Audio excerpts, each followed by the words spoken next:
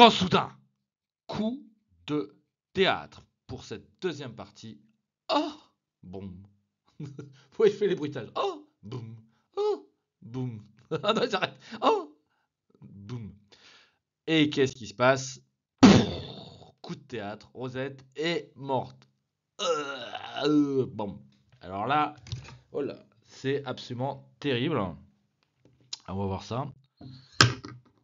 On entend un grand cri derrière l'hôtel. Alors, on a une troisième scène de témoins cachés. Alors, ça n'arrête pas, hein. Après la scène de la fontaine et celle de la tapisserie, dans la première, Perdican savait que Camille les épiait.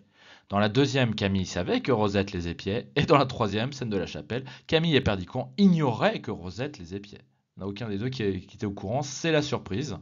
Rosette est toujours un peu planquée là, mais voilà. Alors là, il y a un changement quand même de, il y a un changement de style assez, assez violent, hein. On a un échange de répliques rapides, courtes, purement informatives. On n'est plus du tout dans le registre lyrique précédent, hein.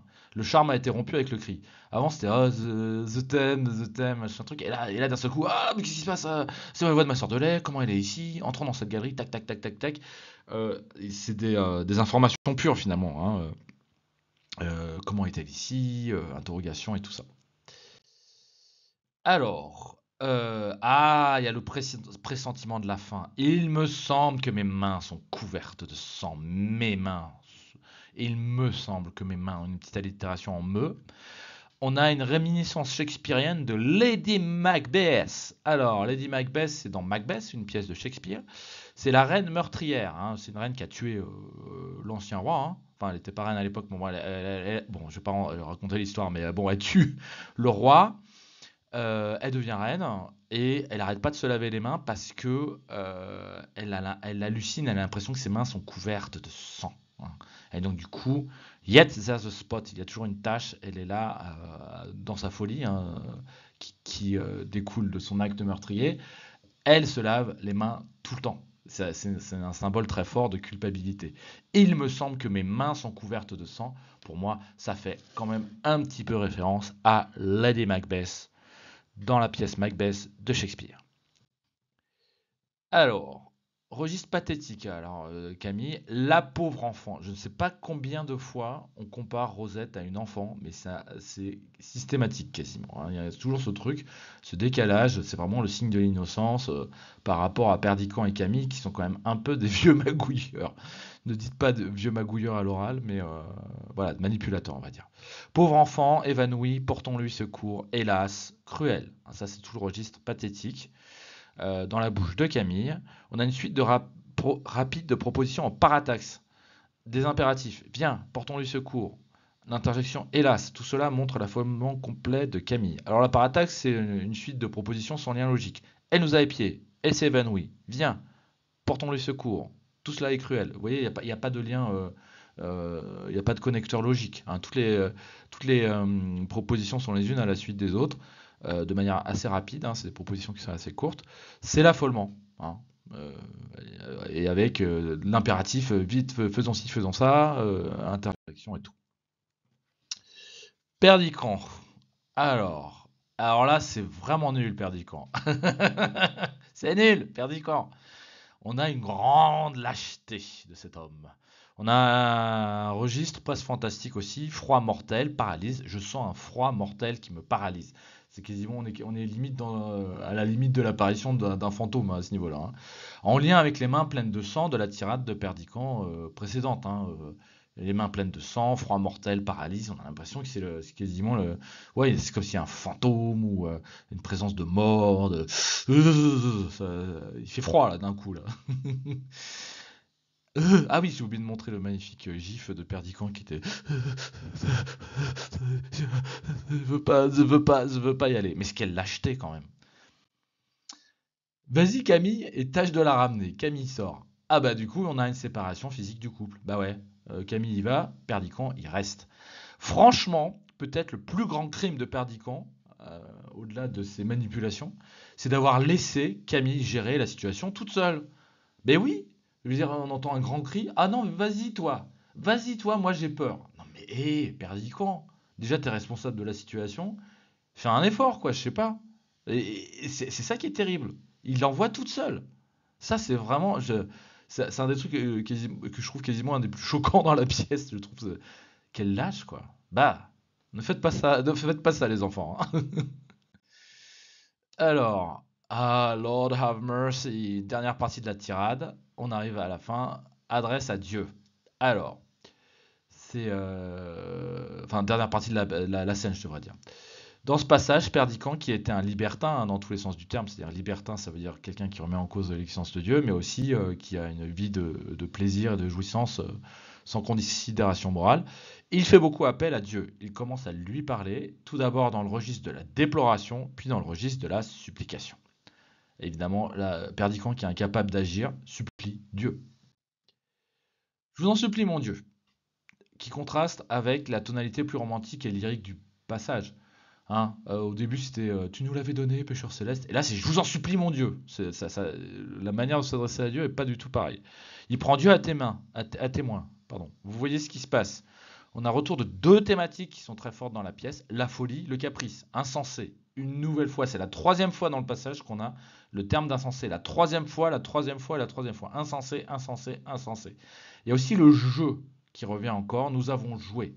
Ça, c'est des thèmes qui sont vraiment tout au long de la pièce. Le caprice, la folie, nanana, je fais ce que je veux. Et le jeu, là, je joue, je joue. Thème présent jusque dans le titre, on ne badine pas avec l'amour. Badiner, jouer, quoi, finalement. On a la suite de la supplication. Après la concession, l'aveu des fautes, hein, c'est la tentative de justification. Notre cœur est pur. Ça rappelle les deux enfants de la phrase précédente. Nous sommes deux enfants, notre cœur est pur, pitié, pitié. Suivi d'un autre impératif de supplication, ne tuez pas, après ne faites pas de moi. Plus une nouvelle fois une apostrophe à Dieu et une exclamation. Donc on est vraiment dans la supplication, l'adresse à Dieu permanente chez Perdiccas dans cette tirade.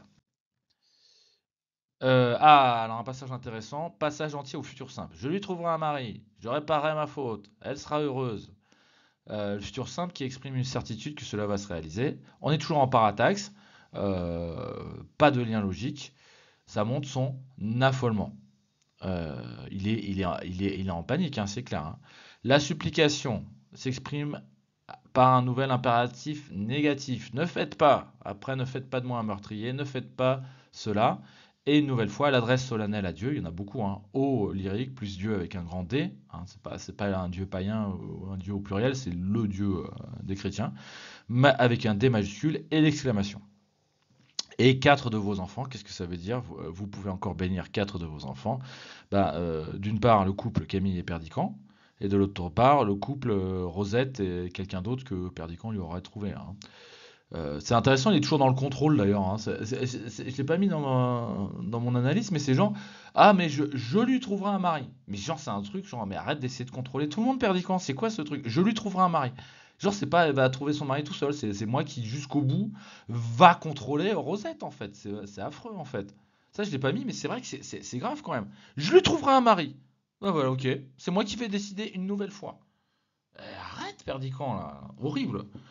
Bon, et bénir ici veut dire bénir le mariage, hein. Vous pouvez bénir encore quatre de vos enfants, c'est-à-dire vous pouvez encore bénir le mariage de quatre de vos enfants, le couple Camille Perdiccas et Rosette, quelqu'un d'autre. Eh bien Camille, qu'y a-t-il? Camille rentre. Non, il le dit pas comme ça, hein. Je pense qu'il doit le dire. Eh bien Camille, qu'y a-t-il, hein, genre en mode de panique. Camille rentre, elle est morte. Adieu, Perdiccas. Bah Ouh, deux répliques très rapides. On a quasiment que des mots monosyllabiques. Eh bien, qu'y a-t-il? Elle est morte. Enfin, des trucs, les mots sont hachés, hein, finalement, très courts. On a un constat brut, sans atténuation. Elle est morte. C'est pas genre, elle est partie, elle s'est envolée, quoi. C'est elle est morte. Adieu, Perdiccas. Voilà. Alors Camille va certainement se retirer du monde, hein, soit physiquement, on peut imaginer un suicide, mais c'est peut-être plutôt symboliquement. C'est-à-dire l'entrée au couvent, la possibilité la plus probable, c'est-à-dire finalement elle suit le destin qui s'était elle-même fixé au début de la pièce et elle va rejoindre la cohorte des bonnes sœurs et des religieuses qui ont vécu des drames sentimentaux personnels qui les ont poussées à la vie religieuse. Voilà. Et c'est la chute. Abrupte. Bam, ça se termine. le Camille s'en va, la pièce est terminée. Finito. Alors, conclusion. C'est une scène particulièrement intense et cruelle. L'amour entre Perdiccas et Camille semblerait possible sans le coup de théâtre final. La présence de Rosette cachée et sa mort. On ne badine pas avec l'amour. Rappelons-le, c'est effectivement une pièce qui regorge de scènes, de témoins cachés. L'ironie de la pièce, c'est que précisément au moment où les deux personnages sont plus sincères, enfin, j'ai fait deux trois petites fautes d'orthographe, hein, vous les corrigerez vous-même. J'ai eu la flemme de reprendre mon truc, mais voilà. Sincère, il n'y a pas de S. Témoin caché, il n'y a pas de S non plus. Voilà, bon. Donc c'est au moment où les deux personnages sont le plus sincères que la séparation est inéluctable suite à la mort de Rosette. Enfin, ils se déclarent leur amour, et au moment où ils se déclarent leur amour, bing, ça y est, ça devient impossible. Tout termine mal, et le titre proverbe de la pièce est bien illustré. Voilà. Et sur ce, c'est la fin de cette analyse, et je vous souhaite une bonne journée.